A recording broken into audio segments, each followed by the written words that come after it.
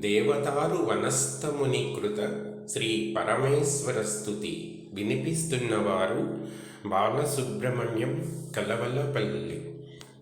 నమో దిగ్వాససే నిత్యం కృతాంతాయ త్రిశూలినే వికటాయ కరాళాయ కరాళవదనాయ చ అరూపాయ సురూపాయ విశ్వరూపాయ తే నమః. కటంకటాయ రుద్రాయ స్వాహాకారాయ వై నమః. సర్వప్రణతదేహాయ స్వయం చ ప్రణతాత్మనే నిత్యం నీలశిఖండాయ శ్రీకంఠాయ నమో నమః. నీలకంఠాయ దేవాయ చితాభస్మంగధారిణే త్వం బ్రహ్మా సర్వదేవానాం రుద్రాణాం నీలలోహితః. ఆత్మా చ సర్వభూతానాం సాంఖ్యైః పురుష ఉచ్యతే. పర్వతానాం మహామేరుః నక్షత్రాణాం చ చంద్రమాః.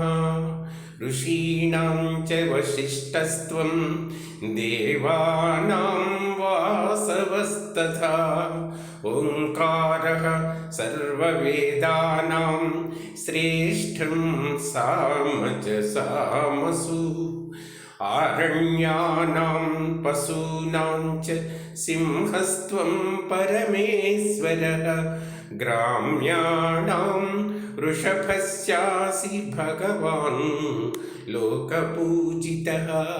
సర్వథా వర్తమానోపి యో యో భావో భవిష్యతి త్వామేవ తత్ర పశ్యామో బ్రహ్మణా కథితం యథా. కామః క్రోధశ్చ లోభశ్చ విషాదో మద ఏవ చ.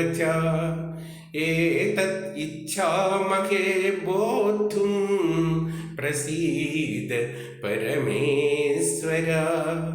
మహాసంహరణే ప్రాప్తే త్వయా దేవకృతాత్మనా కరం లలాటే సంవిధ్య వహ్నిః ఉత్పాదితస్త్వయా. తేనాగ్నినా తదా లోకా అర్చిర్భిః సర్వతో వృతా. తస్మాత్ అగ్నిసమాకేతే బహవో వికృతాగ్నయః.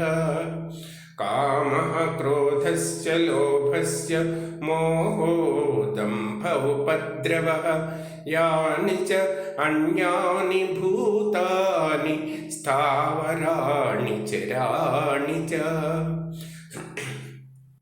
దహ్యంతే ప్రాణినస్తే తు త్వత్సముత్థేన వహ్నినా. అస్మాకం దహ్యమానానాం త్రాతా భవ సురేశ్వర.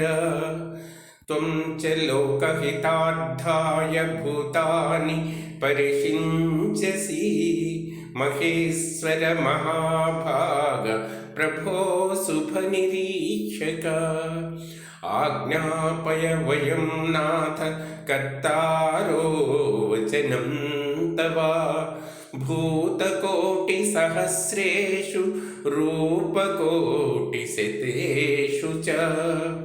అంతం గంతుం న శక్తాః స్మ దేవదేవ నమోస్తుతే.